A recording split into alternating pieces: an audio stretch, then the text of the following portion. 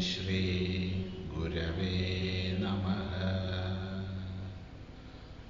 ॐ सदाशिवसमारम्भां शङ्कराचार्यमध्यमाम् अस्मदाचार्यपर्यन्तां वन्दे गुरुपरम्पराम्।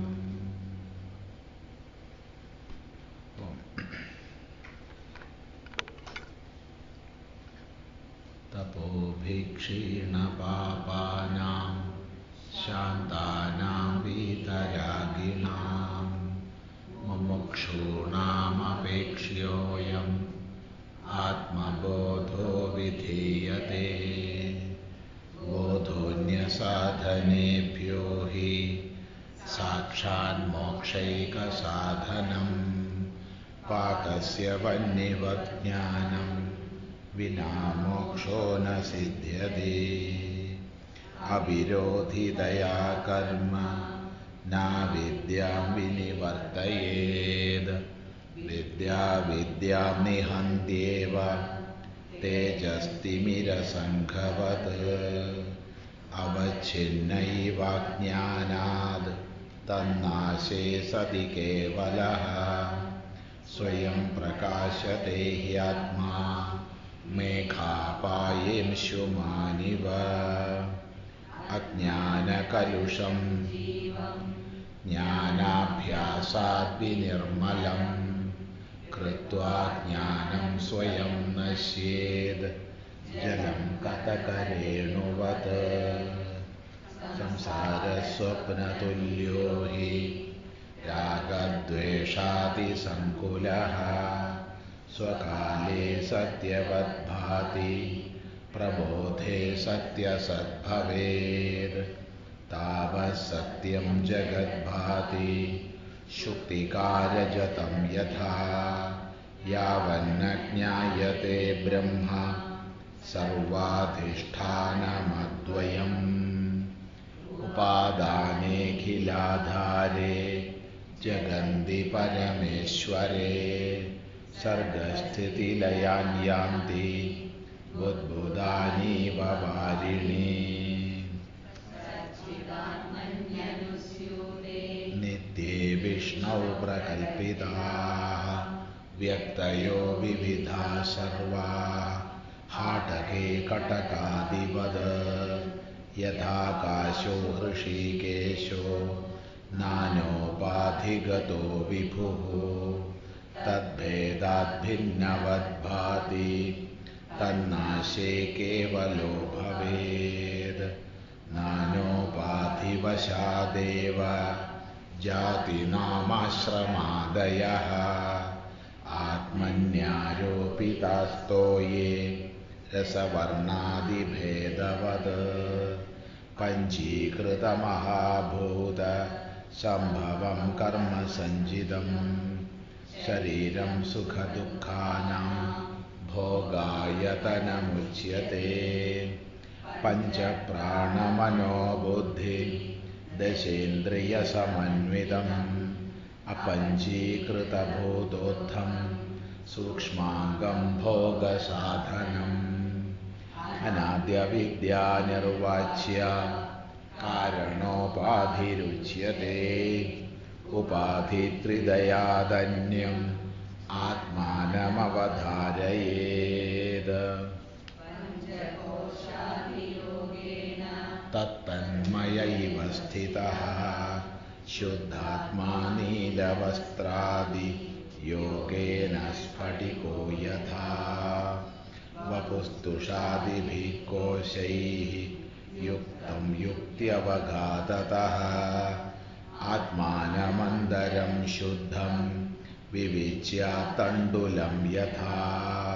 सदा सर्वगतोऽप्यात्मा न सर्वत्रावभासते। बुद्धावेवावभासेत स्वच्छेषु प्रतिबिम्बवत्। देहेन्द्रियमनोबुद्धिप्रकृतिभ्यो विलक्षणम् तद्वृत्तिसाक्षिणं विद्याद् आत्मानं राजवत्सदा। വ്യാപാരീ വാ വിവേകിനാം ദൃശ്യത്തെ ഭ്രേഷു ധാവത്സു ധാവന്നിവ യഥാ ശശി ആത്മചൈതന്യമാശ്രിത്യ ദേഹേന്ദ്രിയമനോധിയഃ സ്വകീയാർത്ഥേഷു വർത്തന്തെ സൂര്യാലോകം യഥാ ജനാഃ ദേഹേന്ദ്രിയഗുണാൻ കർമാണ്യമലേ സച്ചിദാത്മനി അധ്യസ്യന്ത്യവിവേകേന ഗഗനേ നീലതാദിവത് അജ്ഞാനാന്മനസോപാധേഃ കർതൃത്വാദീനി ചാത്മനി കൽപ്യന്തേംബുഗതേ ചന്ദ്രേ ചലനാദി യഥാംഭസഃ രാഗേച്ഛാസുഖദുഃഖാദി ബുദ്ധൗ സത്യാം പ്രവർത്തത്തെ സുഷുപ്തൗ നാസ്തി തന്നാശേ തസ്മാത് ബുദ്ധേസ്തു നാത്മനഃ പ്രകാശോത്കസ്യതോ യസ്യ ശൈത്യമഗ്നിര്യഥോഷ്ണതാ സ്വഭാവഃ സച്ചിദാനന്ദ നിത്യനിർമ്മലതാത്മനഃ ആത്മനഃ സച്ചിദംശസ്യ ബുദ്ധിർവൃത്തിരിതി ദ്വയം സംയോജ്യ ച വിവേകേന ജാനാമീതി പ്രവർത്തതേ.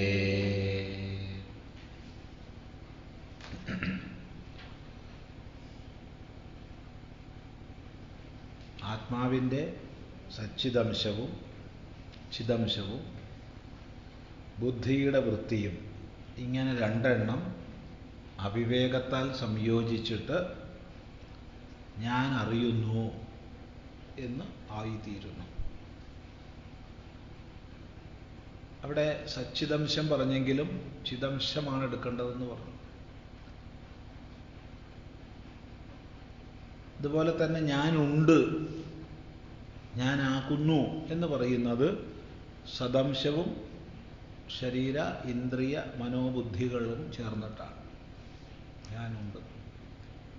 ഞാൻ അറിയുന്നു എന്ന് പറയുന്നത് ചിദംശവും മനസ്സും ബുദ്ധിയും ചേർന്നിട്ടാണ്.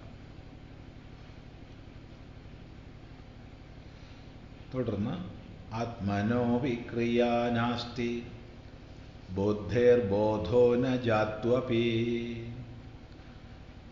ജീവഃ സർവമലം ജ്ഞാത്വാ കർത്താ ദ്രഷ്ടേതി മുഹ്യതേ.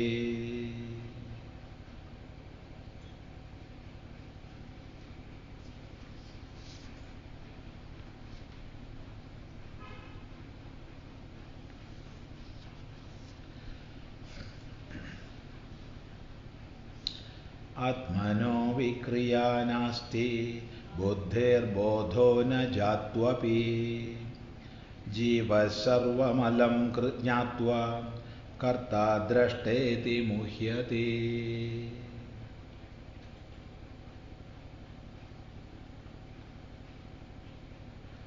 ആത്മനഃ വിക്രിയാ നാസ്തി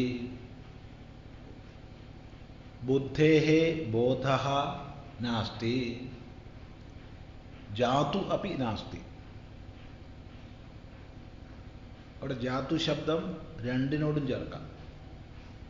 ആത്മനഃ വിക്രിയ ജാതു അപി നാസ്തി ബുദ്ധേഃ ബോധഃ ജാതു അപി നാസ്തി. പിന്നെ ജീവഃ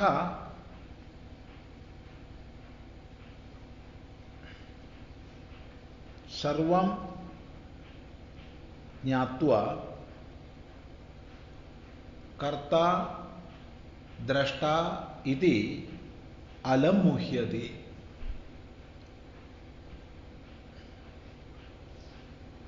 ആത്മനഃ ജാതു അപി വിക്രിയാ നാസ്തി. ജാതു കദാചിത് ഒരിക്കലും, അപി പോലും, ഒരിക്കൽ പോലും ആത്മാവിന് വിക്രിയയില്ല. ആത്മാവിനൊരിക്കലും വിക്രിയയില്ല. വികാരരഹിതമാണ് ആത്മാ, വിക്രിയാരഹിതമാണ് ആത്മാ. ബുദ്ധിക്കാകട്ടെ ഒരിക്കലും ബോധമില്ല. ബുദ്ധി ഒരു ഉപാധി മാത്രമാണ്. ബുദ്ധിയാകുന്ന ഉപാധിയെ ആത്മചൈതന്യം ഉത്തേജിപ്പിക്കുമ്പോഴാണ് അതിൽ വൃത്തി ഉദിക്കുന്നത്. സ്വതവേ ബുദ്ധിക്ക് ബോധമില്ല, അത് കേവലം ഒരു ഉപാധിയാണ്. മനസ്സായാലും ബുദ്ധിയായാലും ഇനി ഇങ്ങോട്ട് വന്നാൽ ജ്ഞാനേന്ദ്രിയങ്ങളായാലും കർമ്മേന്ദ്രിയങ്ങളായാലും ശരീരമായാലും ഒക്കെ ചൈതന്യവത്താകുന്നത് ആത്മചൈതന്യത്താലാണ്. അതിനെ മാറ്റിക്കഴിഞ്ഞാൽ ഒന്നും ചേതനായുക്തമല്ല. ഇപ്പൊ ജാതു അപി ബുദ്ധേഹേ ബോധഃ നാസ്തി, ഒരിക്കലും തന്നെ ബുദ്ധിക്ക് ബോധമില്ല. ആത്മാവിനാകട്ടെ വിക്രിയയുമില്ല. ഇപ്പം ഇവിടെ പറഞ്ഞതൊരു വിക്രിയയാണ്. ജാനാമീതി പ്രവർത്തത എന്നാണ് പറഞ്ഞത്. ഞാൻ അറിയുന്നു എന്നുള്ള വികൃതി ബുദ്ധിക്ക് ഉണ്ടാവുകയാണ്. അത് വാസ്തവത്തിൽ ആത്മാവിൻ്റെതല്ല, വാസ്തവത്തിൽ അത് ബുദ്ധിയുടേതുമല്ല. പിന്നെങ്ങനെയാണ്?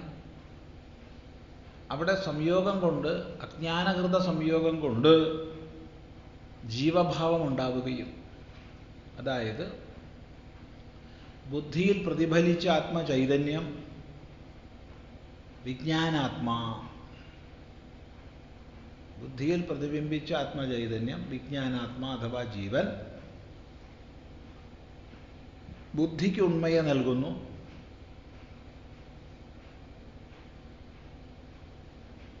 ബുദ്ധിക്ക് ചൈതന്യത്തെ നൽകുന്നു. ആത്മചൈതന്യത്താൽ ഉദ്ദീപ്തമായ ബുദ്ധി വൃത്തിരൂപത്തിൽ ഞാൻ അറിയുന്നു എന്നായി തീരുന്നു. ഇത് കേവലം ബുദ്ധിയുടെ മാത്രമല്ല, എല്ലാ ഉപാധികളും ആത്മചൈതന്യത്താൽ ഉത്തേജിപ്പിക്കപ്പെട്ടിട്ടാണ് പ്രവർത്തിക്കുന്നത്. അപ്പോൾ ജീവഃ സർവം ജ്ഞാത്വ,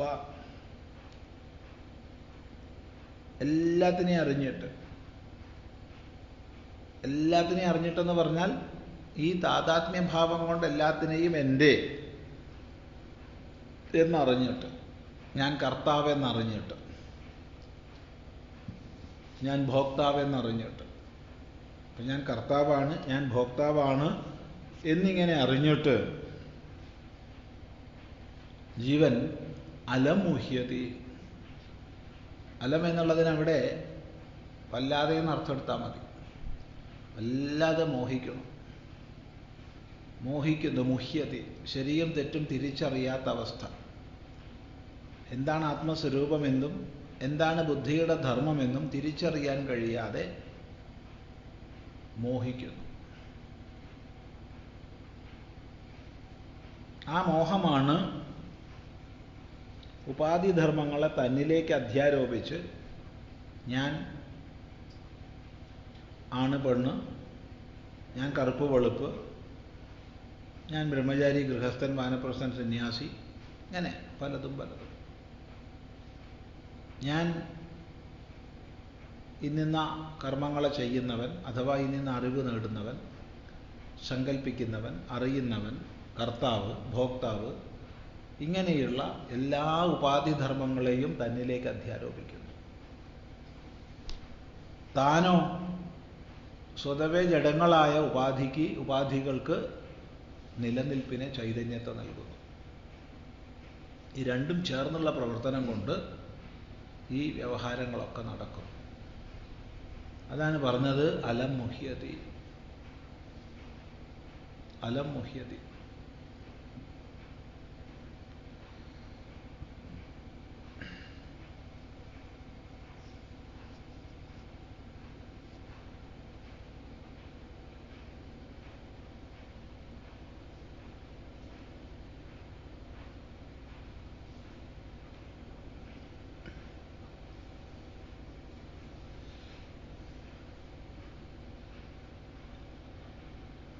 അവിടെ അത് കഴിഞ്ഞ ശ്ലോകത്തിൻ്റെ തുടർച്ചയായിട്ട് എടുത്താൽ മതി.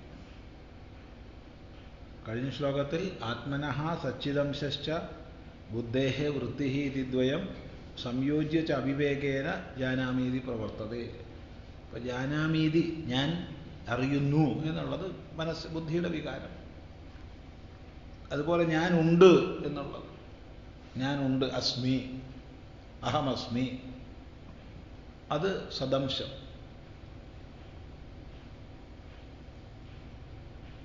ഇനി അതേ ആത്മാംശം തന്നെ സത്ത് ചിത്ത അംശങ്ങൾ എടുത്തിട്ട് ശരീരവുമായി ബന്ധപ്പെടുത്തിയിട്ടാണ് നേരത്തെ പറഞ്ഞ ഭാവങ്ങൾ, പ്രാണങ്ങളുമായി ബന്ധപ്പെടുത്തി, കർമ്മേന്ദ്രിയങ്ങളുമായിട്ട് ബന്ധപ്പെടുത്തി, ജ്ഞാനേന്ദ്രിയങ്ങളുമായി ബന്ധപ്പെടുത്തി, എല്ലാത്തിനോടും താതാത്മ്യപ്പെടുത്തി ഇങ്ങനെയുള്ള വികൃതികളൊക്കെ സംഭവിക്കുകയാണ്.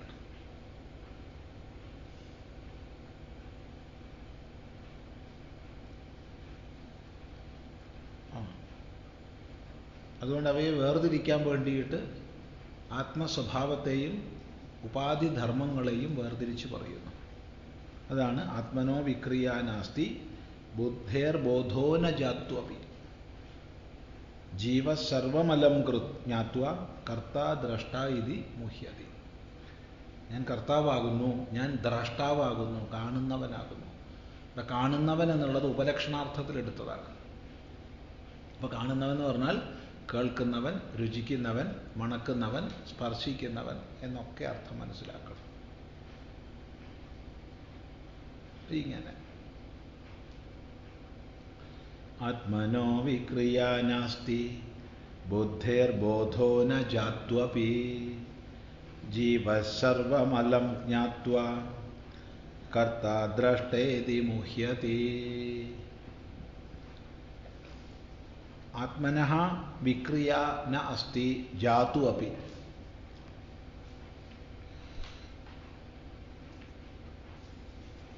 ജാതു അപി കദാചിദപി.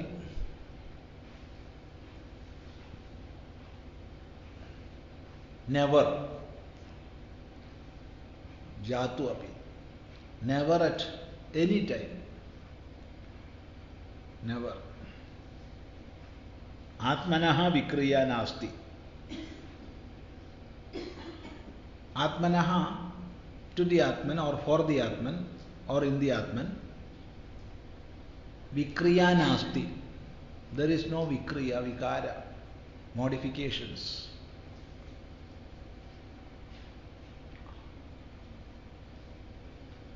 Or changes. Atma is changeless.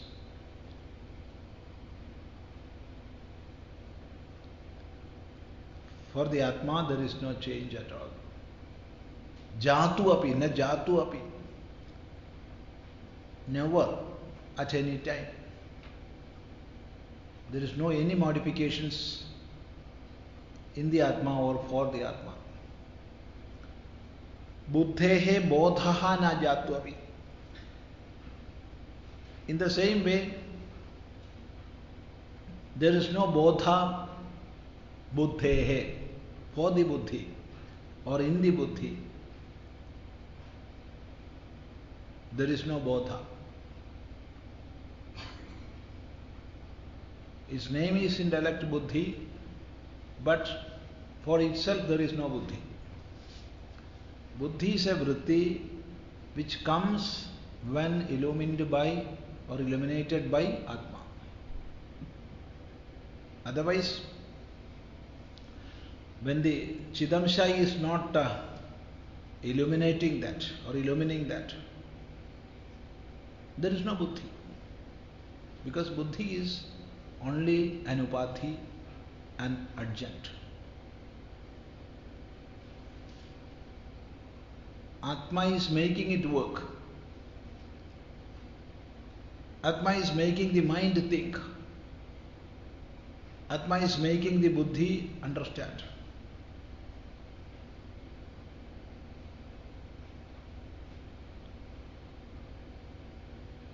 So, jatu abhi, never at any time, there is no any modifications in Atma, there is no understanding in the intellect. But what happens, as explained in the last shloka, samyojya, joining together. Joining together what? The Chidamsha of Atma and the Vritti of Buddhi, joining together Janamiti Pravartate. I am knowing, I am thinking, I am seeing, all this comes. So Jivaha Sarvam Jnatva. Jivaha Sarvam Jnatva. Jivaha is the reflection of Atma in the intellect. It is also called Vijnanatma or Chidabhasa, the reflection of Atma in the intellect. That is Jiva. Jivaha Sarvam Jnatva. Knowing everything. How? Because of the joining together. When Atmanaha Chidamsha is reflected in the intellect, then Jiva Bhava emerges. Otherwise there is no Jiva Bhava. There is no Jiva. Jiva is coming only when Atma Chaitanya is reflected in the intellect. So when Jiva Bhava is there, it is knowing everything. Sarvam Jnatva. There is Vritti. Sarvam Jnatva. Karta, Drashta, iti muhyati. Karta, Drashta, iti muhyati. I am the doer. I am the seer. Like that. So I am the doer. Drashta, I am the seer. So delusion comes. Muhyati. Is deluded. Is deluded. Jiva is deluded. Delusion comes. There Alam Muhyati. Alam Muhyati. Alam Muhyati means extremely in delusion.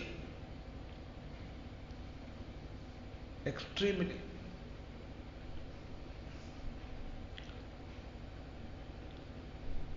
What is that extreme delusion? Extreme delusion is that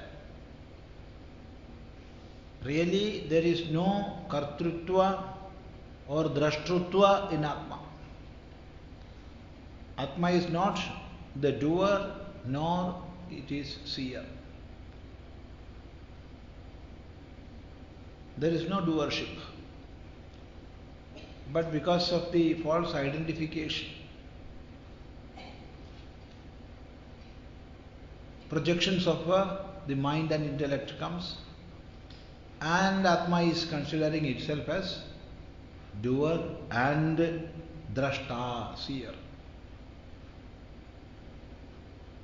There, drashta, seer means seer, one who is hearing, one who is smelling, one who is touching. That means all qualities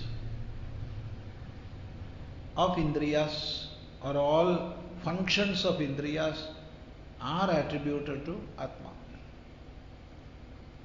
And of course, Sankalpavan,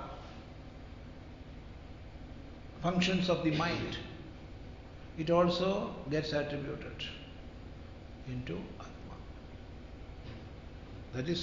That is Karta, Drashta, Ityevam Muhyati. Katham Muhyati? Alam Muhyati. Extremely Alam Muhyati, in delusion. So this is the samsara. This is samsara.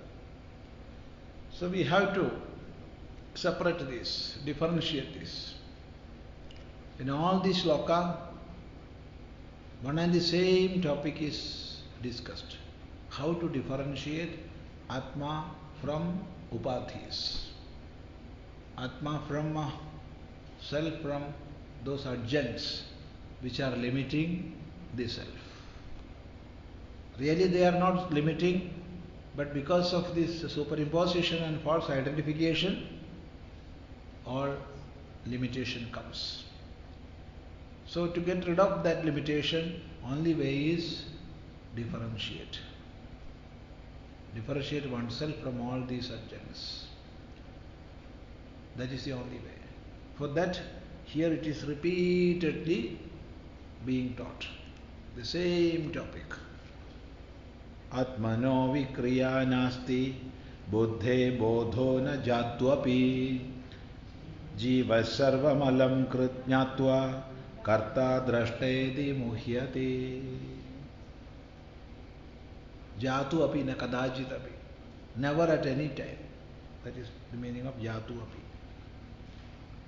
Alam is an avyaya. It has different meanings at different context. According to context, we can take the meaning.